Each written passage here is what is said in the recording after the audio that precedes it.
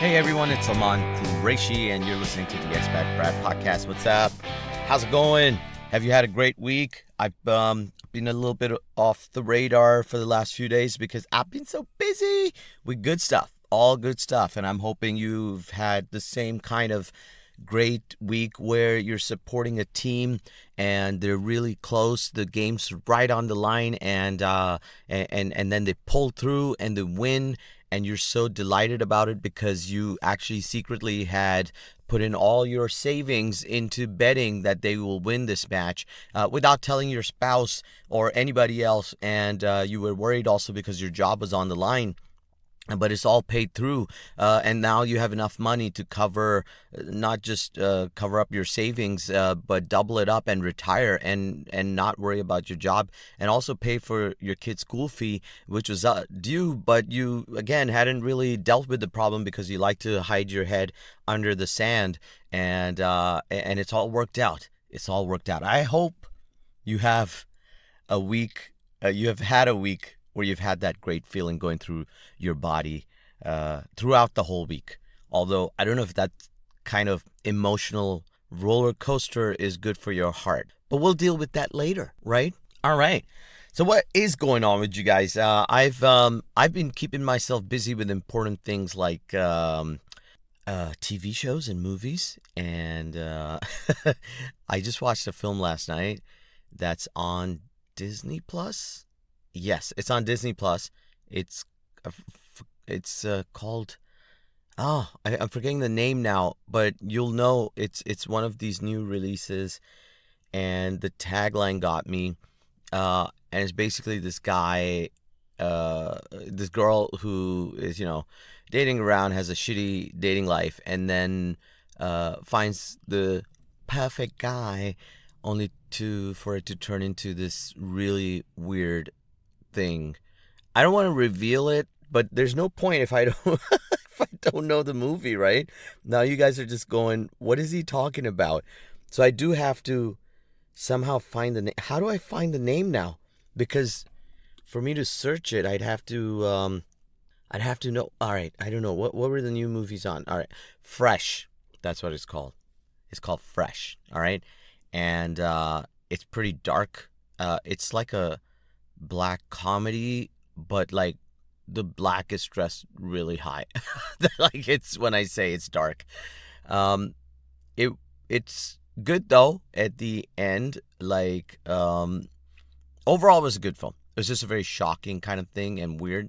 And it reminded me of this other movie my wife and I watched on Netflix. You guys might have seen it. It was about this violinist who attacks another young prodigy. She maims her, and then the real reason comes out later. Again, really weird, dark kind of stuff in that film as well. Anyway, these two, if you're into that kind of stuff, like dark stuff, like I find that scary with my wife because I'm like watching it, and I kind of, these Saw type, it's not as gruesome as Saw and whatever, but those kind of films make me go, oh my God, I don't think I can watch this. This is so gruesome. I normally like thrillers, but this is getting really sickening. And my wife's also like, sitting there going, yeah, this is terrible. It's sick. Let me see what happens. I want to know how he does it. There's that little difference with how I react and she reacts, and it makes me slightly worried why she's interested in the procedure of it all. And I think the two of us react to disasters in two different ways. I have to turn my eyes away, so I'm the head in the sand kind of guy, and she is fixated on the oncoming train and just going, this is horrible. Like, I think that's how we both look at things, and that's how we watch these thriller horror films. She'll catch me like in I'm one of those people, right? Like, if I'm in the cinema and I can't fast forward stuff, and there's these, what really scares me are like these thriller aspects of films where a chase is happening, or I know someone's like behind the door, and I'm like, no, don't do it, run, go, what are you doing, why are you doing that, why are you going down that stair? And I hate watching these dumb people in films, man. They're just too stressful, right? Like, why would you do that? And so I'm always like trying to look away and shit. And in the cinema, I will try to like hide or pretend I have to look at my phone. Thank God for mobile phones now, or just look on the side and stuff. Whereas again, like I said, my wife will just be staring at it and going, "Aha." And she's caught me a few times looking away. It's a little embarrassing. Um, Traditional masculinity on the line and shit. But which brings me to the topic I wanted to talk about in this podcast was action figures, man. Because I have this figurine that a good friend of mine, Rami, fellow comic and great guy, he got me Jordan's figurine. What do you call these things? Kind of like a not a bobblehead, but those kind of things. They're collectibles, and I love it. It's so cool. I've it's the only thing I've not let my kid touch. Like I normally don't care if he takes anything of mine, destroys it. It doesn't matter to me if he wants to play with stuff. I'm just like, yeah, whatever. But that that one I was like, hands off. Get away, step away, little kid, before I punch you in the face. All right. So I've kept it on a shelf. He doesn't get to touch it. And it's just because it's so cool. And I really do want to keep it. But I realized I'd taken it out of the box, so it's not worth the same thing anymore. How dumb can I be, right? And that being put aside, it just took me back to what action figures were for me. And I remember, it was a big thing in the 80s and 90s. And I know if you don't know the history, it's really interesting because action figures are basically dolls, right? Aren't they? They're just dolls. And they needed a way to market it to boys. So they changed the name up, right? And they just went action figures. It's such a cool name though to come up versus dolls. And so cuz boys didn't want to play with dolls, they gave them action figures. And it's the whole color stuff. It's everything. Just you got to market something. It makes me think what we need to call these things going forward with the remerging of genders, So will they go, because marketers have to find a way, right, to get to you. So I wonder what color will be, how they will kind of splice through and how they will market. What will they change? Because, if you don't know, it's a lot of the modern life is because marketers have put that in our heads, like in the West, like bacon for breakfast or coffee breaks. Previously they were just called breaks, and they've kind of had a huge influence on our language and on our habits. So the same thing with the boys and the girls, like the blue color and the pink color was a marketing thing. I've heard, I don't know how true this is, I've heard that previously pink was a color boys would be okay with as well. And then it became like a girl thing and whatnot. And so it's interesting how they can have such a strong freaking influence. All right. And so that's the case. So I wonder if the future color, beige for them and purple for they. I don't know. I keep an eye on this stuff, right? How it changes, and so so this action figure stuff for me was interesting. As a kid, I loved it, and the whole history is interesting because you go. So who started it was the GI Joe guys. I can't remember. Was it a Japanese company? It sounded Japanese. Hasbro, something like that. Is that Hasbro? I'm bad with names. Like if you've listened to any of my podcasts, you'll know that.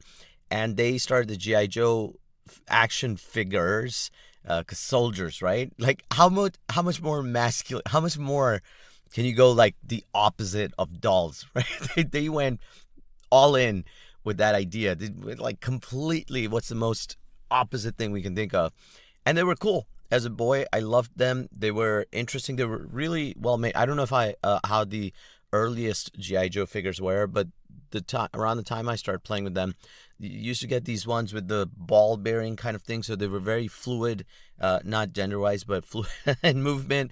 And and they were just like remarkable. I just remember loving to collect them and play with them and fight, and they like I was also lucky. I went to school with a lot of rich kids, and that helped a lot because their parents would buy them all the latest stuff, bunch of toys, and I get to go over and try and play with those things. And around the same time, I had a uncle who's playing working in a for a toy company, and so he kind of like distributors more like it. So they had access to all kinds of stuff. I got a lot of Lego out of him, and a lot of toys because of him. So I gotta send him a thank you note. My childhood was really like I wouldn't have been able to afford half that stuff or even played with it or I've had it at home if it weren't for him. So it was really cool what I got out of it, and I got to you know collect some great stuff. I got to like have it before other people, and again with the school friends, like I got access to the GI Joe toys. There was these Transformer ones, and my favorite Transformer one, apart from the fact that I loved Optimus Prime. I'm very boring that way. Yeah, I loved Optimus Prime, Hulk Hogan, Arnold. Like, it sounds such like a '80s guy, but I'm the least like stereotype man out there. I don't know. Like, it's funny that those guys were my heroes back then. The alpha male. I think that's or the yeah that's the alpha, right? That seemed to be my attraction was towards the alphas, as is for most people, I suppose. So why am I judging myself, right? And I liked, but maybe I was very vanilla. Oh my God, vanilla was the flavor I liked most as a kid. It's so like I know my siblings, all my friends used to be like, "Why are you eating vanilla? There's like a bunch of other flavors here," and I'd be like, "I'm cool, man. I like vanilla." That's very interesting. I just realized how boring of a human being I was and maybe still am. Just safety all the time, right? Ugh. Oh God. Sorry guys, I'm just having a realization of my life right now, and that's terrible. Anyway, the Transformer guys had these this one like these Dinobots. Yeah, I think they were called Dinobots. And those action figures were amazing because they were half dino, half robot, I suppose. And I remember borrowing it from a friend, and I loved them so much, I kept them as long as possible until he hounded me to give them back. I can't remember exactly which friend that was either, but I just remember going, "Oh, I wish I didn't have to return these. That's terrible." Not my behavior. I don't care about that. I just terrible that to lose them. But those action figures made a lot of my childhood really great. Probably because again I lived in Saudi, and that time you didn't have the iPad and whatnot, and those were just my way out. I loved the imagination aspect of it, the creating stories out of those action figures. It was always fun. I remember for me, what was really cool was we went to London, and I got to go to Toys R Us at that time.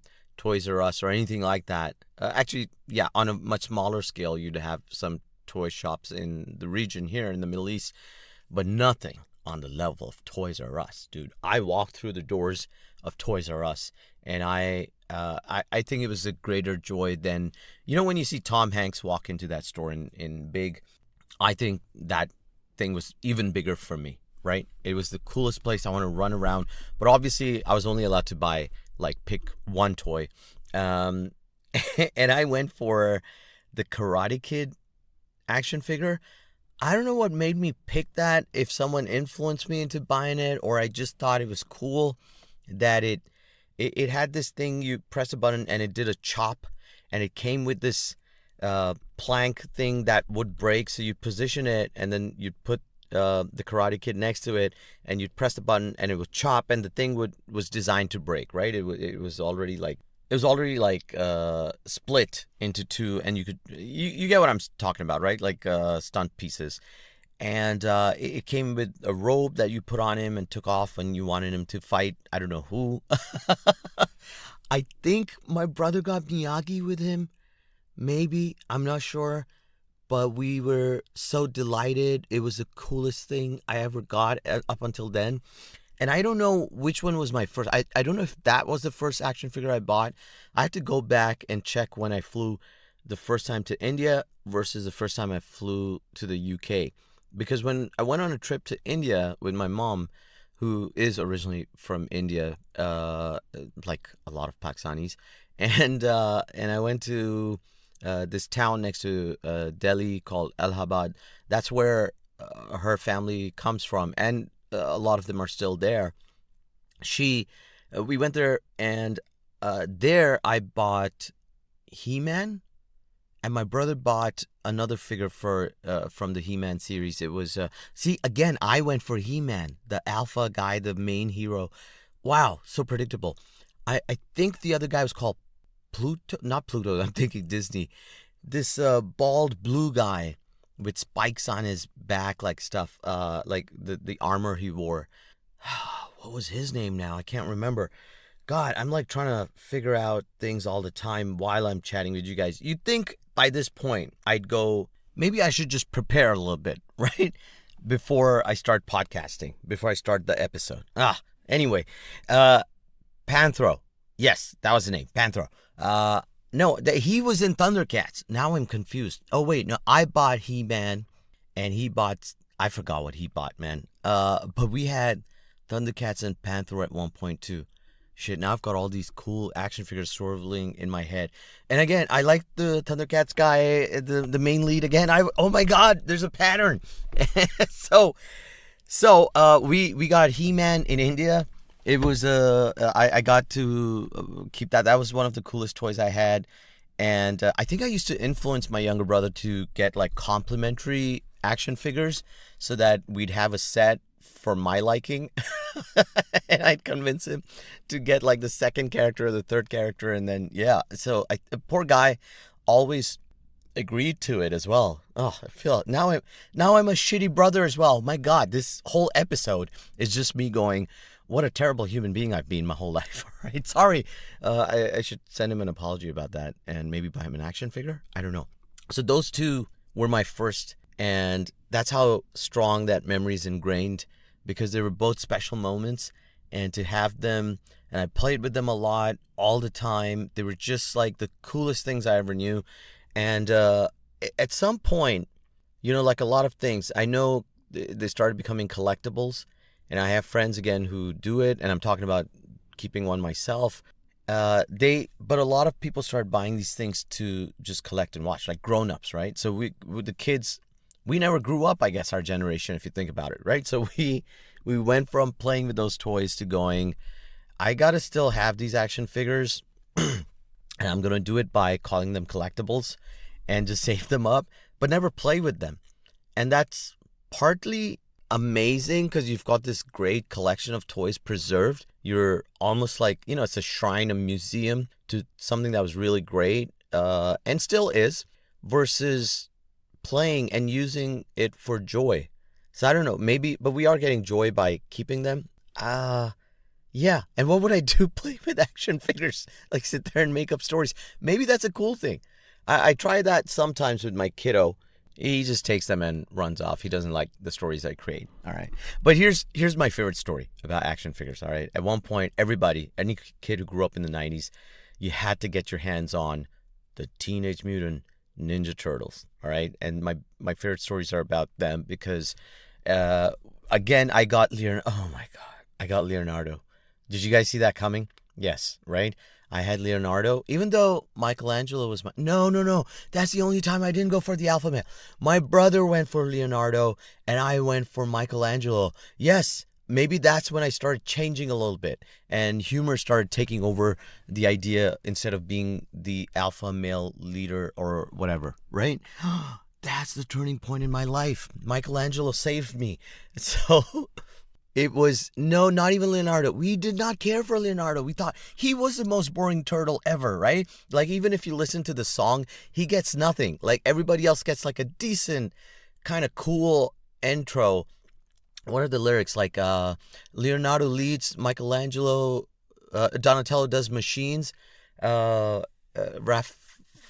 is rude, Michelangelo's a cool dude, right? Like everybody's got a couple of words. Leonardo literally gets leads. All right, that's all he gets. Leonardo leads. That's it. That's the only bit about him, about his personality. He had nothing else going for him. If he wasn't the leader, he'd be just another turtle, not even a mutant ninja turtle. He'd just blend into a pet shop or something. That's how bland he was. Oh my Lord. Anyway, back in the day, I probably would have loved him. Maybe something to do with the fact that a friend of mine, who I used to talk about Ninja Turtles to all the time, and we bonded over it, Yasser, he picked Leonardo as his favorite, so that influenced me to pick something else. He edged me out of the alpha male. Oh, this is like a therapy session now. He edged it out, and so I went with Michelangelo. That was really cool. And Hamad, my brother, had Donatello, which would swim in the water. Again, these were like amazing new things back in the day, right? Yeah, you'd wind up Donatello and then his legs would kick and he'd float in the bathtub. It was so cool. That's not the point of my Ninja Turtle stories. The point is, at one point, one of my uncles got me these action figures as a gift, and on the box it said Teenage Mutant Hero Turtles, all right? Now, I wasn't aware of like fake goods or what they are, all that kind of stuff. But to me, that was the first time I went, hey, is this shit fake? What's going on here? Hero Turtles. And for the longest of time in my life, I believed that someone had just got me, whoever got me that gift, I can't remember again exactly, had just picked up a copy thing of the Turtles, but they looked exactly like it, and they were still well built and cool, so I never understood it, didn't give it much thought until much later I realized this is an interesting thing. Apparently in the UK, and I verified this with my wife, and I made a lot of fun about British people because of it. Apparently in the UK, their censor board went, Ninja is too aggressive for kids, you got to change that, so it was marketed in the UK as Teenage Mutant Hero Turtles. And that's so funny and lame. So she tries to defend it and goes, no, that's what they were. And I love making fun of that fact that she had that. So Hero Turtles. It sounds so lame. I also saw it on TV then, a couple of episodes from the UK version. And I was like, yeah, they changed the song to Hero Turtles. So that was the most interesting aspect of it. The other thing that really let me down the Ninja Turtles thing was I had my another uncle coming back from the States, and I asked him to pick up this walkie-talkie type thing for the Turtles because I thought it'd be so cool. When it got here, I realized it was fake walkie-talkies, and you just learn to press Morse codes on it.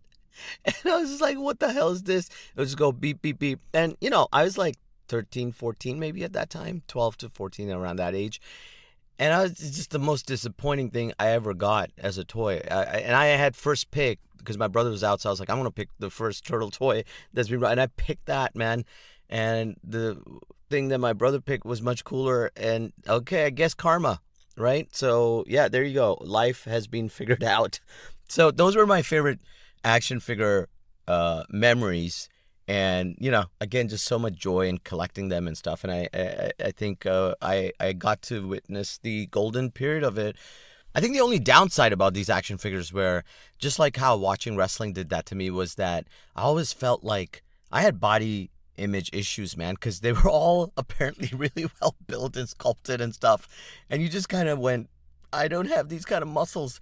And maybe if there's any negative connotation ever left with action figures, probably that. I need to see some Teenage Mutant dad bought turtles or something to make myself feel better in my later life. Anyway, look, I got to get going. I hope you enjoyed the episode. Tell me your favorite memory of your action figure. Leave it in the comments. I'd love to hear about it. And maybe I'll reincorporate it into a second episode following up on this topic. Until then, take care of yourself. Show me some love. Share the episode. Give it a rating on Apple Podcasts if you're listening there. And take care of yourself. Goodbye. Or as a dog would say, woof.